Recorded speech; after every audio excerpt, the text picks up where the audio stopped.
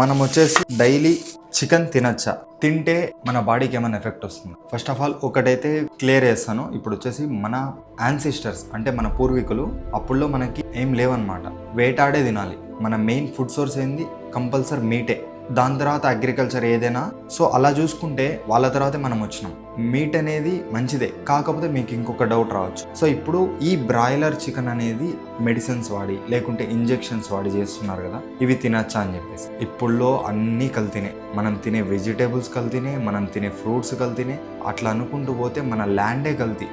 భూమి సారవంతం అనేది లేదు. ఇప్పుడు మనం ఏదో ఒకటి తిని కంపల్సరీ సర్వైవ్ అయితే అవ్వాలి. సో మీరు చికెన్ విషయానికి వచ్చినట్లయితే లీన్ ప్రోటీన్ సోర్స్ అనమాట.